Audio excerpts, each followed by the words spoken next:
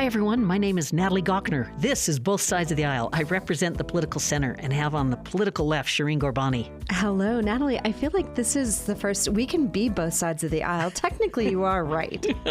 Absolutely. And we have a pause here with State Auditor John Dougal as he's a candidate for the 3rd Congressional District, and a little bit of a blackout period as we approach the delegate convention. Right. And he is further right than you are. And we do have a new guest who will be joining us.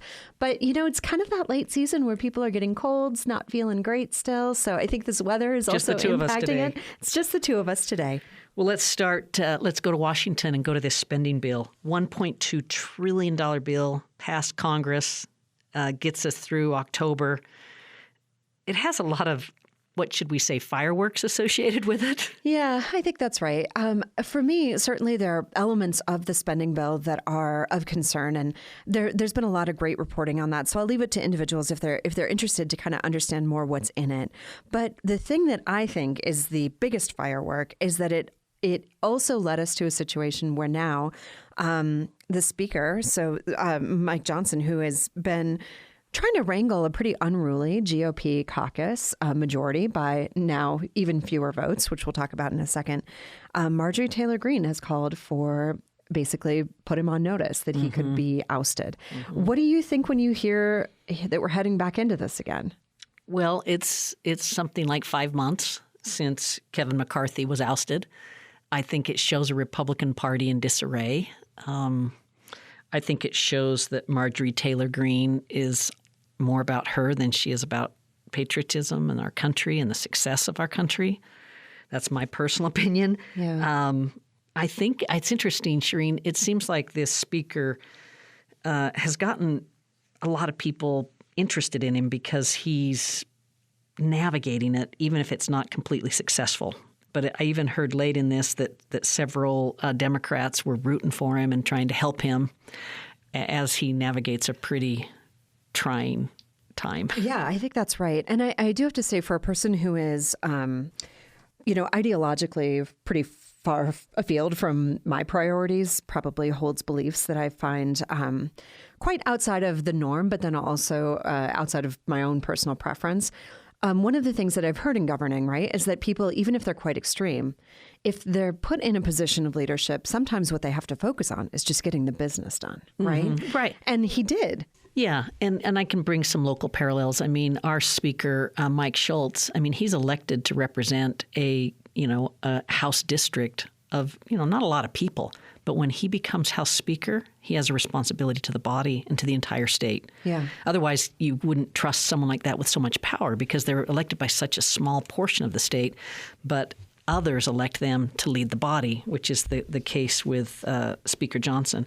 Now, Shireen, again, on the Republican side, we've got what you might call GOP quitters. What's the news there? So we've got a number of representatives, and this is normal in each cycle. They announce they're not running for office again. But in this case, the consequences are really extreme, right? So now we have, I think just this week, another 2 or 3 Republicans have announced that they are not running again, but also 2 that are leaving now, are leaving very soon. Yeah, resigning the seat. Yeah. So my understanding is that now the Republicans have a 1-seat majority. And when you think about how difficult it has been to wrangle that caucus anyway, to get Republicans together on any meaningful legislation delivering for the American people, I think now you can expect even less.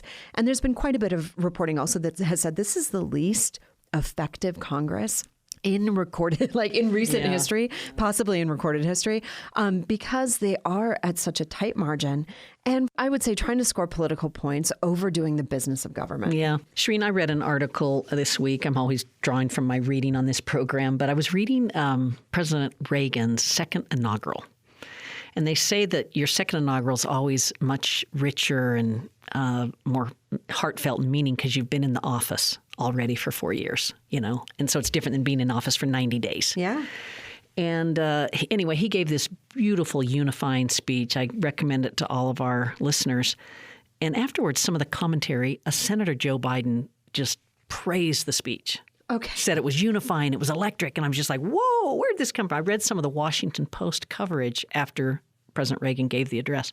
Anyway, I was just like tapping my head over how much things have changed. They have. And Ronald Reagan in this speech said so many things that to a moderate like me spoke to the political middle, and had people on both sides of the aisle praising what he'd said, and here we are today. Yeah. I think that time is largely gone, unfortunately. Yeah. Because it also means that people aren't getting served by their government, right? We're seeing things like the impeachment of Joe Biden, which sounds like it's losing steam. The impeachment of the Director of Homeland Security. Just different kinds of shenanigans, I would say, honestly, that are more about fundraising clicks than they are about the actual business of people. In the speech, he talks about the Song of America, and he talks about Valley Forge and the Alamo and the Civil War and about the westward movement. All these things that kind of are part of our history and the Song of America. And it's just, I recommend it to people. If you want to get some good sort of bipartisanship, post-partisanship, it's the place. It's a great speech. Well, and it used to be that disasters brought us together, and there was another one just this morning. What did you see? So this is the Francis Scott Key Bridge in Baltimore. It's in the Baltimore Harbor. It's an absolutely essential piece of infrastructure for that city. A massive cargo ship lost propulsion after it had left harbor and just started coasting. And a Mayday call was issued, and this cargo ship hit into the bridge and took it down. And we're still, as we're recording this, still in the rescue phase. But there were construction workers on the bridge working on potholes. I think 6 of them. Yeah. I think those are some that they've had trouble finding. But you mentioned it's been politicized. It has already been politicized. So as you know, we're in election season here, and we do have Representative Phil Lyman running for governor. So my understanding, and Natalie, you brought this news piece to me, so please catch me up if I'm getting this incorrect, but candidate for governor, Phil Lyman, is saying that the reason that the bridge collapsed is because of diversity. Now, why would he say that? What's the red string on this one? Yeah, so, Phil Lyman's someone I consider a friend. I like many things about Phil. I don't agree with him on this issue. Okay. He essentially tweeted something to the effect that this is what happens when you prioritize diversity over the well-being and safety of our citizens. And the idea is that there's a commissioner over the Port of Baltimore, commissioners over the Port of Baltimore, and some of those appointments appear to be appointments to have more representation of diversity. And he, is saying something about that. I would say on this case, I'm more in the line of Governor Cox, who tweeted, terrible news out of Baltimore this morning, prayers for the people impacted by this tragedy. I think that's the right response. That's the right response. And certainly I don't think a diverse set of commissioners with authority over the Port of Baltimore took out power on a cargo ship that then drifted into a bridge. I mean, the actual logical pieces of putting that together make that argument so disingenuous. But I do think that it is part of a broader effort to really tie everything back to a grievance politics. And I don't think that's good for us, and it's not good for Utah. Shireen, let's finish out this segment by talking about President Trump and some of the things going on. And I just have to say to listeners, when we had President Trump, he was on the program a lot. Then we got a new president, and there were actually several months when we didn't even use the name. But now it's back in, and we've got this civil fraud case. The appeals court lowered the judgment? The judgment, because he was unable to come up with the money. So it was $464 million. Now it's $175, and they gave an extension. And it looks like, the likelihood is that the former president will be able to bond for this or find the cash. But never a dull moment. Never a dull moment. But also, I would just ask people to be thinking about the broader strategy. I believe that this is a president who is trying to stay out of jail, who's trying not to be accountable for crimes that have been committed. I just would ask people to think really deeply. And I think our results from the preference poll suggest that there's a lot of room for Utahns to think about a different kind of leadership. Nikki Haley's out of the race now, but I would just invite people to think deeply about what it means to cast your vote for somebody who's really using the system to benefit themselves. I'll make a prediction here, but right before I do that, we also got the news that in the hush money trial, April 15th has been set as the date. So the former president, got good news and bad news. That's right. Both in the same day. On the Nikki Haley point, I think it's pretty clear when you think of the the states that are close in the presidential election, that those Nikki Haley voters are going to be pretty valuable to President Trump. And I'm going to make a prediction here today, Shireen, that there'll come a time when President Trump's narrative will try to woo them in. Sure. It's not happening yet. No. And they say something like half of the Nikki Haley voters plan to vote for Biden. Yeah. It's very much a protest against President Trump, a lot of it. Yeah, I think that's right. And I support that protest. 1 minute left in this segment. It looks like the former president saying he'll debate. The question is, will President Biden debate? What are you saying over on the left about President Biden potentially not agreeing to a debate? This will affect us because we're scheduled to host one of the presidential debates here in Salt Lake City. I think we're going to see debates. I think they are sort of a standard practice and we should expect them. I also think just fundamentally, debates do not have as big of an impact on voting individuals as we would like them to have. I think it's important for us to continue to have these kinds of dialogues, but I wish that we had them more often. I wish we had them on a wider set of topics. I wish that we had the opportunity to engage in ideas more deeply. I think the presidential debates as they exist are really for insiders. I don't think that they sway voters. Maybe that's why I like them so much, is I'm sort of a hobbyist in this respect. But I will say that I think it is an absolute responsibility of candidacy to participate in debates. Well, we've got lots more news to talk about in the next segment. Natalie Gochner with Shireen Gorbani. Stay tuned, everybody. Shireen Gorbani on the left. Natalie Gochner on the right, and this is both sides of the aisle. I'm also in the middle. You're in the middle too. Today, but I'm definitely right of center, and we have a vacancy right now on the right as John Dougal is taking a pause as he's a candidate for the 3rd Congressional District. But now, Natalie, you also have another job where you do quite a bit of research and really lead, I think, important conversations about what's happening in our state. And my understanding is that today you have a little bit of information to share about what's going on in Cache County. Yeah, I've taken an interest in northern Utah. Yes. And it includes the Bear River Valley, Box Elder County, and Cache Valley. These are just really interesting parts of our state. So often we turn to Utah County. We forget what's north of us. Yeah. And I'll tell you something really interesting. This is for our northern Utah listeners, but northern Utah is differentiated. And it's differentiated because of a college town, sure, certainly Utah State, but also because of all the manufacturing that occurs there. And a lot of it is what we would call, food, kindred products. It's a lot of Cache County agriculture. Yeah. You go up to Logan and there's cheese. I was going to say I've been to that dairy. Yeah, dairy stuff. There's honey. Lots of things. But I've become persuaded that this area of our state is something to keep an eye on. It's going to experience a lot of growth and change over the next 10 to 20 years. If you think of Tremonton, where you have I-84 and you have I-15, I-80, corridors leading there, it's a crossroads. I think there's some pretty interesting future for this part of our state. Are we already seeing the same kind of population growth that we're seeing in other? I know that we have a couple of counties that have lost population. Yeah. The Cache and Box Elder are not. Both growth areas and both migration areas. Yes, people moving there. But what really differentiates them is the structure of the economy is different. Yeah. And so and they build things. Yeah. I mean, it's pretty cool that it's the manufacturing center of our state. It is interesting because I do think you're correct. When we think about manufacturing, I kind of think about, Utah County, Point of the Mountains, like, metals, like different kinds of things that are happening down there, even kind of smaller scale, but production, manufacturing. But when I think about Cache County, I do think about expansive agriculture. I think about different kinds of industrial investments. A lot of the state's water comes through the Bear River that flows through here. Yeah. Utah State has a new president. She's terrific. Yeah. So I look for really big, wwonderful things to come from northern Utah. Well, I love northern Utah, so I'm excited to hear that. Yeah. One time, Shireen, I was doing a tour of the state, and I was up in those Black Hawk helicopters with, I was a staffer, but we're flying around the state. When you come up to Cache Valley, it looks visibly different. Yeah. Greener. I believe it. More lush. Yeah. So. Yeah. One other thing, they're very connected to Idaho. And so the boundaries become almost seamless up there, and they're so the southern Idahoans become very much like the Utahns. Yeah. Okay. Cool. Yeah. Thanks for asking. Yeah. No, I'm always happy to talk about areas outside of Salt Lake County. Let's talk women's sports. Good and bad. Good and bad. I'll start with the bad. Okay. So our First of all, huge congratulations on a great season to the University of Utah women's basketball.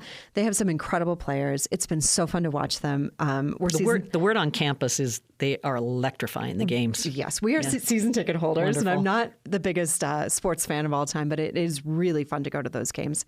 So they were just playing in the March Madness, right? Heading into trying to get their way into the Sweet 16 in, I believe, northern Coeur d'Alene. They were in Coeur d'Alene. Panhandle, yeah.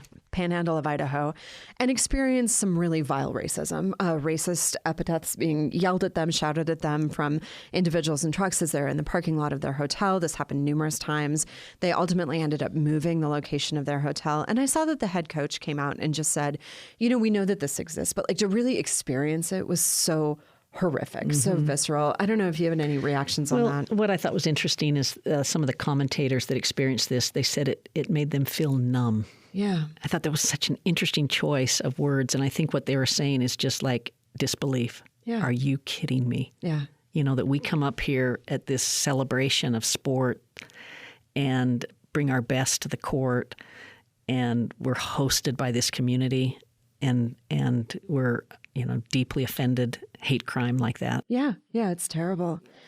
On the other, I guess, end of the women's sports news spectrum, it's the return of the Royals. Have you been out to a Royals game yet? I haven't been to the return. I've been to the ones in the prior when we had the franchise before. Of course, I played soccer for 25 years, Shireen. Do you know that about me? I do know that about you. I started up on front to the listeners. My favorite position was midfield, and then I ended my career at right back because I could hold on to people and not get caught because I wasn't fast enough.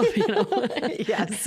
So the only sport that I played in high school was soccer, and I try to get out and play even still, play on some pickup teams around town. But I will say this, it was incredible. It was electric to be there.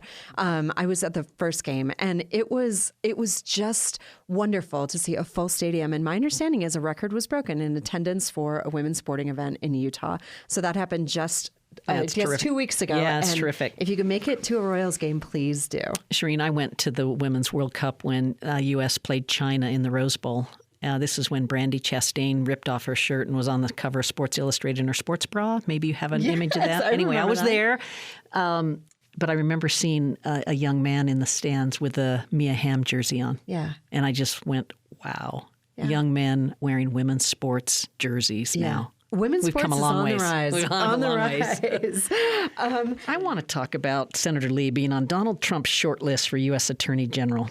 Checks out. Yeah, it has a consistency, doesn't it? So, and I guess Senator Ted Cruz is on that list as well. Okay, yeah. Well, this is a dark vision of what we could be expecting with a Trump second term, I guess. This is not surprising to me, but I guess it does help make sense a little bit of the ways in which Senator Lee, who, as we remember, I think if we're political creatures like we are, tried to lead sort of a last minute effort to ensure that Trump was not going to be the nominee in 2016 from the convention floor. That was, he was leading that charge to ultimately making some comments. My understanding are that they were quite offensive to practicing Mormons around kind of idolizing Donald Trump with highly religious rhetoric and ideas that are, I would say, saved for people who are leaders of faith leaders, important figures in Mormon history. Now, I just feel like the way that he has just wrapped himself around the axle, Senator Lee, over and over again to really just defend, ignore, or support what Donald Trump says, all of this makes sense to me. Mm-hmm. I remember I had a brief moment when I was a college student with Mike Lee's father, who was the Solicitor General at the time. I was over coffee and politics up on campus. I got the chance to introduce the Solicitor General. Yeah. And it's just interesting how life moves, because I would have never imagined that the son of our Solicitor General in the Reagan administration would be in these kind of waters where, you're this close to someone who I think is so flawed in character. Yeah. So that's just me. Now someone further on the right might have a different perspective. That's right. Shireen, Utahns have been compared with California in terms of their support for the LGBTQ plus community. Some surprising research data. So a recent report I read in the Salt Lake Tribune was noting that Utahns I guess I would say support for the LGBTQ community is actually higher in comparison to a general poll of Californians. And I guess the question that I have here is, what do you think is going on, right? So when we think about the way that we think about Utah as a faith-based community, which it isn't categorically, but more so than a place like California, what do you think is happening when we think about things like feeling more friendly to Utahns being more friendly to LGBTQ individuals on things like being refused service or different issues like that? What's your read on this? It's hard to put a finger on it. I think a lot of it deals with lived experience. And if you know gay individuals, transgender individuals, your love just grows and grows. Yeah. And I have to think that some of that is what affects this. I think some of that is at play. I also have to say, I think there's something, my very first year at the University of Utah, I took queer theory with Professor Catherine Bonstockton. And one of the things that she noted was that Utahns really do have an affinity or understanding of what it means to be queer, a feeling of being different, of being outside. And I do wonder if Utahns generally are able to build an empathetic bridge, understanding that sense of being different or othered. I wish that we dug deeper into that honestly. Yeah. But I think that there's an element of that resonates with me. We have a long ways to go. Yeah, we do. Hey, I got another one I want to talk about. Okay. Governor Cox vetoed 7 bills. Yeah. And was it the bathroom bill? I know. Anti-DEI? Or No. purchasing of a power plant? None of those. But I found this really interesting because we've talked a lot about, legislative power versus executive branch power and how there seems to be some slippage. Yes. And these checks on the legislature, and one of them is the veto pen. One vote cancels out some things. Yeah. I loved his line about sometimes there are bills that could be phone calls. Yes. That meant something to me. Yes, I think it does too. I will say this is a lesson that I learned when I was serving on the county council. So much work can happen when you just sit and meet with leaders of different departments, understand what's going on, think about priorities in the way that we're investing in the work that we do, and then also really understanding if you want an administrative change, you can often negotiate that with the system, right? Like with the systems that exist, with the government as it exists. Many of the pieces of legislation that were referenced in that list of 7, as I recall, were kind of like making sure that this training is required and making sure that this little administrative change is made. And I think he's right. A lot of that work can happen with personal relationships that you build, questions that you ask, conversations that you have, and certainly do not need to take up our legislative time. I will say I was proud to see our governor use the veto power. I think it's unfortunate that it was used on things with such low consequence when we really had some deeply troubling bills passed with, frankly, poor execution, not well-written bills that are creating a world that's, we just had the horrific news of a young trans Utahn was killed just this last week here. That is a result, I think, of the kind of rhetoric that's allowed and permissed when we see anti-DEI, anti-trans bills signed into law. So I'm disappointed that he didn't use it when it mattered, but I think it's good that he used it now. I'm going to put on, Shireen, my conservative cap and say we got too much government going on. I'm with you. They passed 591 bills. And you have to remember that they're doing this every year. Yep. And so in 12 months' time, they made the decision that there were 591 things that needed to change yet again. Yet again. Yeah. And just like I used to not be in favor of term limits and now I am, I'd love some limits on bills. On bills. I think prioritize them. We're going to cap it. We're going to cut the number in half, and we're going to use prioritization and our caucuses to prioritize bills, but we're going to cap these darn things. That's right. Well, and one thing that we've mentioned... I've never heard anyone have a movement towards that, but I'd support it. I'm into it. One of the things that I think, stood out to me was really the restrictions that we saw, the amount of decline in kind of open understanding and transparency with what our legislators are doing with their time. So this was an issue around calendars and open records. So it was SB 240, and it rewrote the open records laws, which exempted elected officials and state employees' calendars, with the exception of another bill that they passed, which is going to require the district attorney's office in counties of the first class, there's only one in Salt Lake County, to start reporting their time in 15-minute increments, right? So to me, the amount of, I guess I would say just conflict here, where we're saying one thing out of one side of our mouth and another out of the other, is really disturbing to me. I think, first of all, the lack of transparency is bad for people. And I hope that as we're heading into convention season, if you're engaged in the political process, if you're deciding between candidates, ask if they think it's okay to work on your behalf. You're paying them to be there. and they won't tell you how they're spending their time. You should ask if they'd be willing to have open calendars. And I think you'll see a move with a lot of politicians to say, I'm voluntarily going to do that and have a public calendar. So it'll be interesting to see. Yeah. Shireen, we have 1 minute left in the program. Any observations you want to make to our listeners about things going on in our state, the vibe, what's going on? Yeah, I would just say I think that people are still pretty disengaged when we're thinking about the political process. We've got some big races, governor, our attorney general, multiple local races. U.S. Senator, all of Congress. Multiple local races that have a big impact on your day-to-day life.